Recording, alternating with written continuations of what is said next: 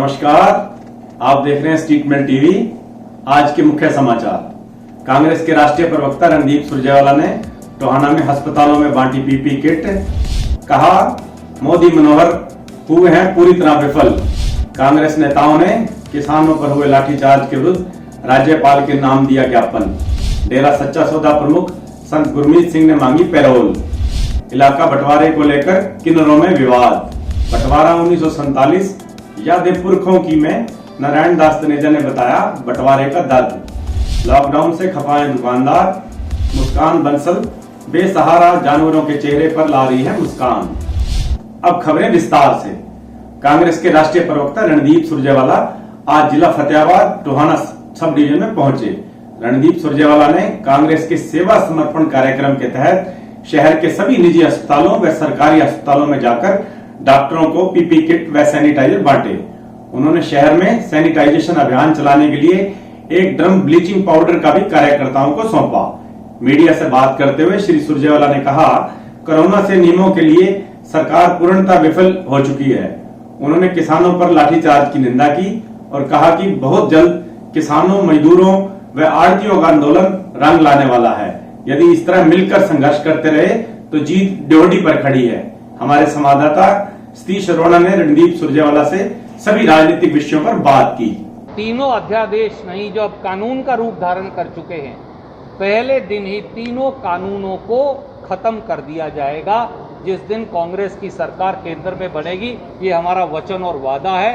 पर मैं आपको एक बात और कहता हूँ, किसान, मजदूर, दुकानदार भाइयों की ये लड़ाई बहुत जल्द रंग लाने वाली है। मोदी जी की बौखलाहट और खट्टर सरकार की छटपटाहट ये दर्शाती है कि किसान, मजदूर, आड़ती वो जीत की ड्योढ़ी के ऊपर खड़ा है। भाइयों, मैं आपको फिर कहता हूं आज पत्रकार भाइयों के माध्यम से, होश रखिए, संगठित रहिए, इकट्ठे रहिए, संघर्ष को टूटने मत दीजिए।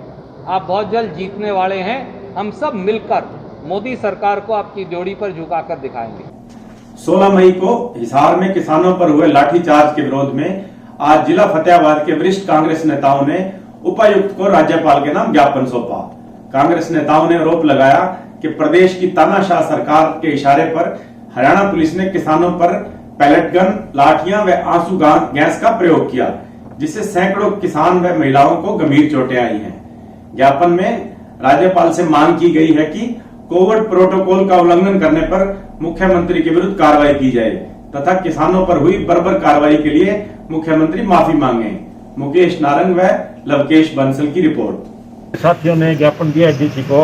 अभी 2 दिन पहले हिसार के अंदर मुख्यमंत्री जी आए थे और वहां पर जिंदल मॉडर्न स्कूल के अंदर एक टेम्परेरी कोविड सेंटर बनाया। उसका उद्घाटन करने के लिए मुख्यमंत्री जी आए, जबकि वो काम मुख्यमंत्री जी चंडीगढ़ बैठ के भी कर सकते थे और उन्होंने किया भी। सरसा के अंदर एक कोविड सेंटर का उद्घाटन किया, वर्चुअल किया। कल फरीदाबाद के अंदर किया, वर्चुअल किया। लेकिन हिसार के अंदर क्योंकि किसानों ने कह दिया था कि हम मुख्यमंत्री का विरोध करेंगे, इसलिए मुख्यमंत्री ये दिखाना चाहते थे कि हम ना किसान की परवाह करता है, ना मैं कोरोना की परवाह करता है।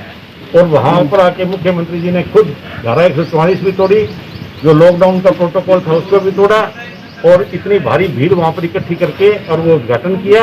और उसके बाद में बहुत ही निर्दयी तरीके से किसानों के ऊपर लाठीचार्ज करके हमारे जो किसान भाई थे, बुजुर्ग थे, खास तौर पे माताएं थी, उनके लहू से सारी सार की सड़कें लाल कर दी।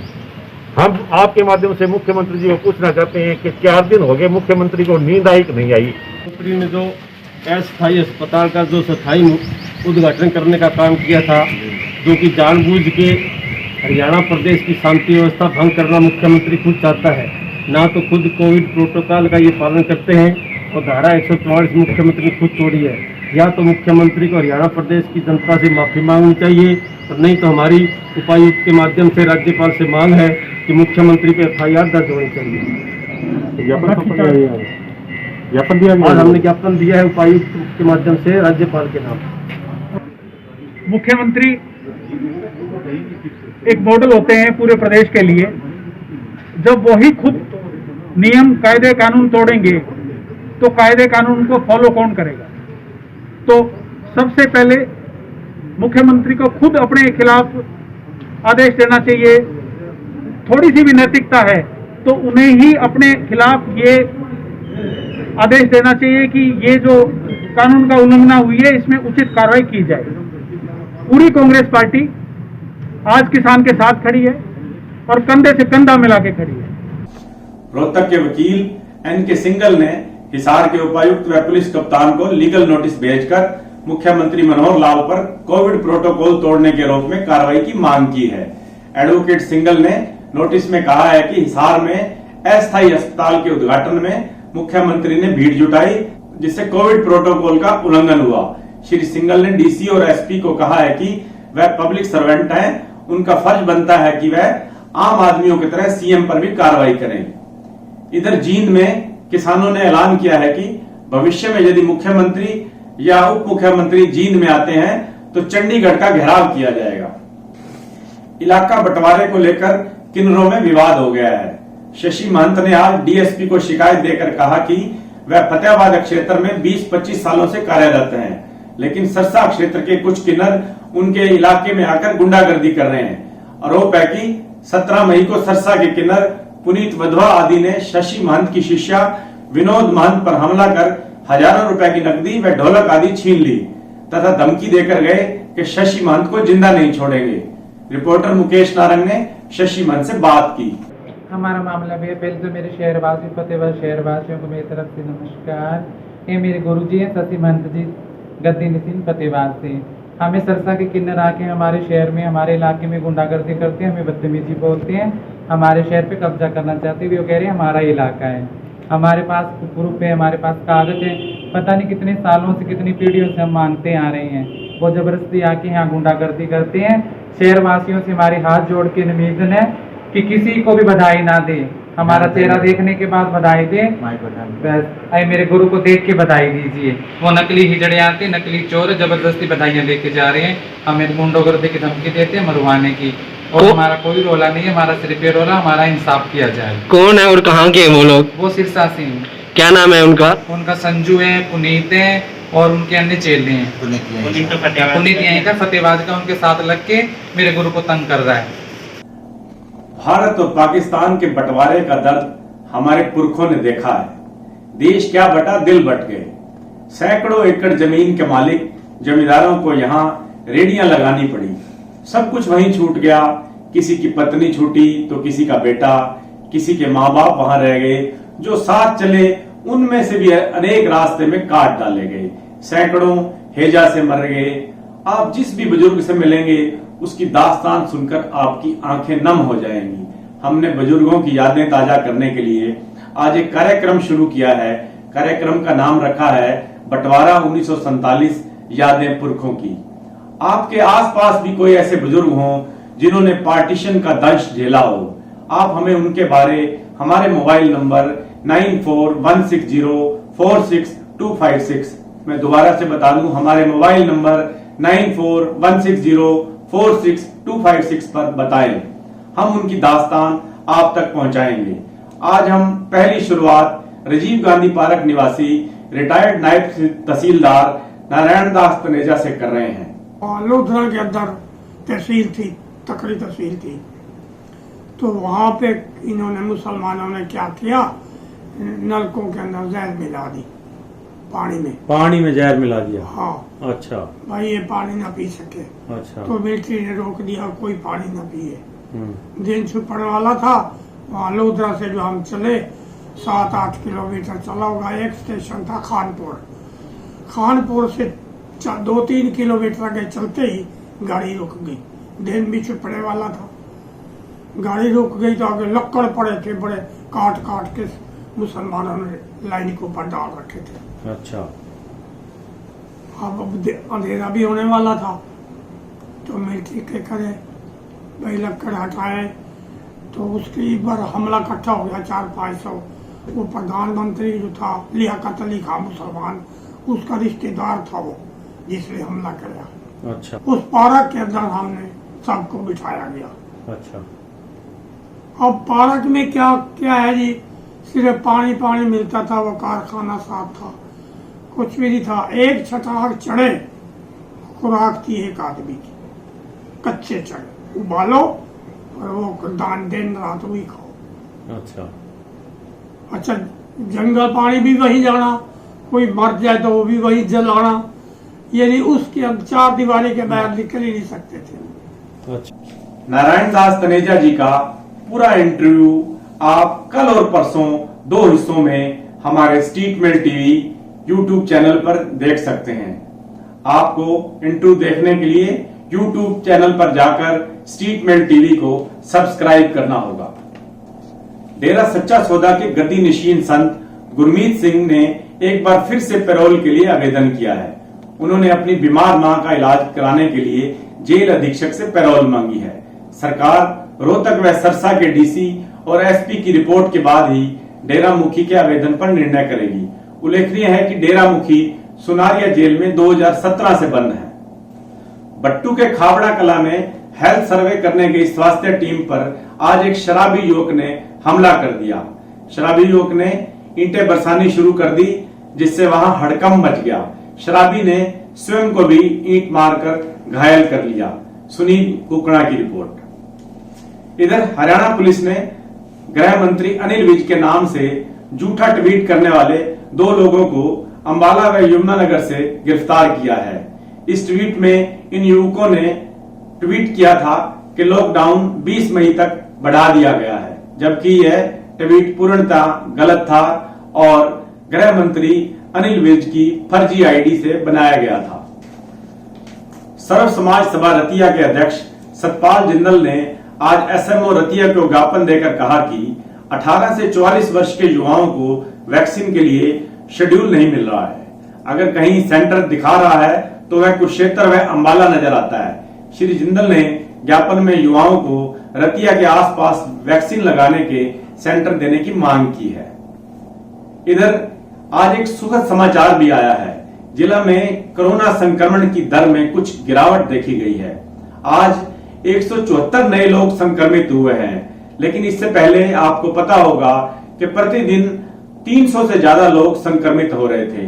मगर दुखद यह रहा कि आज पिछले 24 घंटे में 7 लोगों की कोरोना से जान चली गई। वहीं आईसीएमआर ने कोरोना के इलाज में प्लाज्मा थेरेपी को व्यर्थ बताया है। इधर हरियाणा के ड्रग कंट्रोलर ने बिना डॉक्टर की पर्ची के स्टेरॉइड की बिक्री पर रोक लगा दी है। उन्होंने सभी स्वास्थ्य अधिकारियों को निर्देश दिए हैं कि वह ये सुनिश्चित करें कि कोई भी केमिस्ट बिना डॉक्टर की पर्ची के स्टेरॉइड की बिक्री ना करे। सिरसा रोड पर हरियाणा सरकार ने नई एडिशनल अनाज मंडी काटी थी। दुकानदारों ने ओपन ऑक्शन पर सरकार से प्लाट खरीदे। मंडी के आड़तियों ने इन प्लाटों की पूरी पेमेंट भी कर दी है। जब आड़ती तहसील में रजिस्ट्री करवाने गए तो कंप्यूटर ऑपरेटर ने बताया कि सॉफ्टवेयर में एडिशनल अनाज मंडी शो ही नहीं हो रही है, इसीलिए इन प्लाटों की रजिस्ट्री नहीं की जा सकती। इस पर आज एडिशनल अनाज मंडी के आड़तियों ने उपायुक्त को ज्ञापन देकर सॉफ्टवेयर में सुधार करवाकर उनकी रजिस्ट्री करवाने की मांग की है। लॉकडाउन में गैर जरूरी सामान की दुकानें बंद होने की वजह से दुकानदार खासे परेशान हैं। व्यापार मंडल थाना रोड प्रधान उमेश बंसल ने कहा कि सरकार को 2 घंटे के लिए सभी दुकानदारों को दुकान खोलने का अवसर देना चाहिए, ताकि उनकी दुकानों के किराए, बिजली के बिल निकल जाएं और रोजी रोटी भी चलती रहे। सुनील दीक्षित ने दुकानदारों से बात कर उनका दर्द जाना। नमस्कार सर। नमस्कार जी। सर आपका नाम? उमेश बंसल। उमेश बंसल जी, जैसा कि अभी पता है आपको लॉकडाउन लगा हुआ है और आज सरकार ने और आगे बढ़ा दिया, 24 मई तक लॉकडाउन कर दिया, लगभग 1 महीना ही समझिए, और अभी भी कोई पता नहीं है कि आगे लॉकडाउन कितने दिन चलेगा। तो इस लॉकडाउन की वजह से मतलब आप दुकानदारों को क्या समस्याएं आ रही हैं, आप क्या सरकार से अपील करना चाहेंगे? समस्या सर ये है भी सारा तो जीटी रोड खुला है, सारी मंडी खुली है और कोरोना सबके लिए बराबर है, चाहे वो कोई भी दुकानदार हो, चाहे जीटी रोड का हो चाहे मंडी का हो। और कोरोना के लिए बाज़ार बंद होना भी ज़रूरी है, ये भी ठीक है। लेकिन एक बात नहीं समझ में आती भाई, 70% बाज़ार तो खुला पड़ा है और कुछ दुकानें बंद है। उनके खुलने से हमें कोई दिक्कत नहीं है, या तो 2 घंटे सबको टाइम दे दो भाई, कोई आके अपनी सफाई कर जाए, कोई जो भी अपनी दुकान पे 2 घंटे 8 से 10, 10 से 12 आना चाहिए। लेकिन फिर लोग कहेंगे बीमारी भी बहुत है, इसको खोलने की क्या ज़रूरत है। तो तो सरकार से यही है भी, दुकानों के किराए बहुत ज़्यादा हैं, पिछली बार भी किराए लोगों के काफ़ी लगे, मुलाजिमों की तनख्वाह बहुत ज़्यादा है, वो भी देनी पड़ेगी। तो दुकानदार तो जी जब से कोरोना आया ना पीस ही रहा है। जिला रेड क्रॉस सोसाइटी फतेहाबाद व youth red cross MM college Fatehabad द्वारा आगामी 21 मई को MM कॉलेज में प्रातः 9 बजे रक्तदान शिविर का आयोजन किया जाएगा। ये जानकारी देते हुए red cross society pharmacist Sunil Bhatia ने 18 वर्ष से ऊपर के युवकों से अपील की है कि वे इस रक्तदान शिविर में भाग लेकर रक्तदान करें और उन्होंने कहा कि युवाओं द्वारा दान किया गया रक्त कईयों की जिंदगी बचा सकता है। कोरोना काल में प्रत्येक व्यक्ति एक दूसरे की मदद कर रहा है, लेकिन लॉकडाउन के चलते बेसहारा पशुओं व कुत्तों पर जान की बनाई है। बेसहारा गोवंश व कुत्तों को पहले लोग चारा व रोटियां आदि डाल देते थे, लेकिन इन दिनों जब बंदे को खुद की जान प्यारी हो तो वह पशुओं की जान कहां बचाएगा। लोग घरों में कैद हैं और बेसहारा पशु भूख से मर रहे हैं। ऐसे में मुस्कान बंसल बेसहारा पशुओं के लिए किसी वरदान से कम नहीं है। मुस्कान बंसल पिछले लॉकडाउन से प्रतिदिन सुबह गोवंश और पपिया पार्क के आसपास रहने वाले बेसहारा कुत्तों को भोजन करा कर जाती हैं। मुस्कान को देखते ही कुत्ते उनसे लिपट जाते हैं। यह दृश्य देखकर एक बारगी तो वहां से गुजरने वाला व्यक्ति सहम जाता है। उसे लगता है कि मुस्कान को कुत्तों ने घेर लिया है, लेकिन जब वह दुलार के दृश्य देखता है तो उसे असलियत समझ आ जाती है। हमारे संवाददाता सुनील दीक्षित ने आज मुस्कान से बात की। मैडम, पहले तो मुझे सबसे अच्छी चीज़ आपकी ये लगी, मैंने पहले भी कई बार देखा है यहाँ पे, कई बार मैं यहाँ पे आया हूँ, आपको देखा है इसी तरह से इन बेजुबान जानवरों को फीडिंग करवाते हुए। तो ये आपके दिमाग में कब आया ऐसा ख्याल कि इन्हें भी फीडिंग करवाई जाए? बहुत अच्छी सोच है वैसे आपकी। एक्चुअली सर, लाइफ में जो भी कोई कुछ सीखता है अपने पेरेंट्स से सीखता है। मैं शुरू से अपने पेरेंट्स को करते हुए देखते आ रही हूँ और it's been long time I am coming for morning walk on regular basis. तो एक दिन मुझे पापा ने बोला, बेटा अगर आप मॉर्निंग वॉक पे जा ही रहे हो तो खाली हाथ मत जाया करो, कुछ ना कुछ लेके जाया करो। अगर अब आपको रास्ते में काउज मिल जाते हैं, डॉग्स मिल जाते हैं, तो एटलीस्ट उनको कुछ डालने के लिए हो, क्योंकि सुबह का दान बहुत अच्छा दान माना जाता है। तो दैट्स हाउ आई स्टार्टेड। तो मैंने देखा ये जो यहाँ के जो डॉग हैं वो भी आपसे काफ़ी फ्रेंडली हैं। जैसे ही आप आए और आपके पीछे पीछे ये सारे आ गए, क्योंकि काफ़ी लंबे टाइम से मैं इनको फीड करवा रही हूँ, तो लंबे टाइम से एक फ्रेंड जोन बन गया है। जैसे ही मैं पार्क में एंटर करती हूँ तो मेरे पीछे पीछे आते हैं। बहुत अच्छी चीज़ है। अभी जैसे हम हर जगह देखते आ रहे हैं, बहुत से समाज सेवी हैं, लोगों को तो बहुत राशन बांटते हैं, लेकिन इनके बारे में आज तक किसी ने नहीं सोचा, क्योंकि इनको खाना खिलाने से ना तो किसी का वोट बैंक बनता है, ना किसी को पब्लिसिटी मिलती है। तो ये जो एक्चुअल में सेवा भाव जो आपके दिल में है ना, एक्चुअल में सेवा भाव, मैं खुद आपको सैल्यूट करता हूँ। मैडम, हमारे दर्शक आपसे जानना चाहेंगे कि ये जो आप बेजुबान जानवरों को फीडिंग करवा रहे हैं, कितने टाइम से करवा रहे हैं? सर, मुझे अराउंड 2 इयर्स हो गए हैं। 2 इयर्स लाइक पहले पापा करवाते थे, पापा लेके आते थे, तो पापा के साथ ही मैं यहाँ पर पार्क में आती थी, तो मैंने उनको देखकर ही सीखा है। तो मुझे अराउंड 2 इयर्स हो गए हैं ये सब करते हुए। तो आज के लिए बस इतना ही। निरंतर स्ट्रीट मेल टीवी पर बने रहें। स्ट्रीट मेल को सब्सक्राइब करना मत भूलें। यूट्यूब पर जाएं, स्ट्रीट मेल टीवी को सर्च करें, लाल निशान सब्सक्राइब का बना नजर आएगा, उसको दबाएं और साथ में बने बेल आइकॉन को भी प्रेस करें। आज के लिए बस इतना ही।